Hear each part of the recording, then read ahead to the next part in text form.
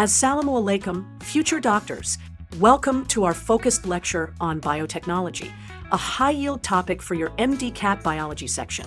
Today, we'll explore how this powerful field is revolutionizing medicine. We'll break down how biotechnology is used to prevent, diagnose, and treat diseases, focusing on the core concepts you need for your exam. Part 1. Combating health problems with vaccines. The primary goal of a vaccine is to stimulate the immune system to produce memory cells against a specific pathogen without causing the actual disease. Biotechnology has transformed how we create safer and more effective vaccines.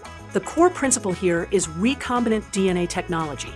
Let's break down how a biotechnology-based vaccine, like the Hepatitis B vaccine, is made. First, gene isolation. Scientists find and isolate the gene for the Hepatitis B surface antigen. This is a protein on the outside shell of the virus. Second, they insert this gene into a small loop of DNA called a plasmid from a bacterium. This creates recombinant DNA. Third, this recombinant plasmid is introduced into a host cell like yeast or E. coli. Fourth, the host cells multiply in a fermenter, producing large amounts of the antigen protein.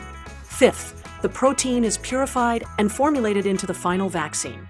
Notice we never use the whole live or killed pathogen, only the antigen gene. Why are biotechnology-based vaccines superior for MDCAT students to remember? Safety. They contain only the antigen, so there is absolutely no risk of causing disease. Purity. They are just pure protein, so fewer chance of adverse reactions. Availability. Bacteria or yeast can be grown in huge fermenters for a reliable supply anytime. The key point is biotechnology allows us to make subunit vaccines containing only necessary antigens, making them extremely pure and safe. Part 2. The role of biotechnology in disease diagnosis. Early and accurate diagnosis is vital. Two major biotechnological tools are DNA and RNA probes and monoclonal antibodies. A DNA probe is a single-stranded piece of DNA that matches the gene we want to find.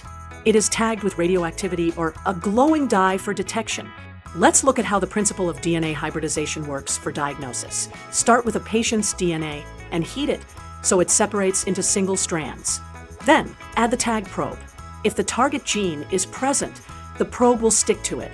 The probe tag then tells us, positive, this gene is present. Monoclonal antibodies are highly specific proteins made in the lab. They recognize and bind only one particular protein. Let's see how they are produced using hybridoma technology and how they help in tests like the pregnancy strip.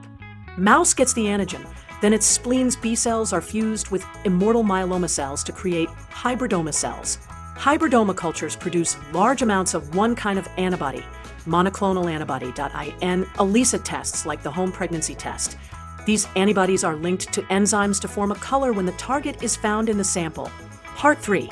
Using biotechnology to produce therapeutic proteins for disease treatment. Let's look at examples you must remember for the MCAT and your exams. Insulin. For type 1 diabetes mellitus, patients cannot make insulin. Scientists insert human insulin genes into E. coli, which then make the A and B chains of insulin. These are combined, purified, and form the safe, effective medicine we know as Humulin. Interferons. These natural proteins block viruses from reproducing. Recombinant DNA technology allows us to make huge quantities to fight diseases like Hepatitis C and certain cancers. Human growth hormone. Recombinant HGH treats children with pituitary dwarfism without risk of transmitting diseases from cadavers. Other important biotech medicines are tissue plasminogen activator for dissolving blood clots, factor VIII for treating hemophilia, and erythropoietin for helping anemia. Thank you for watching, and good luck on your exam.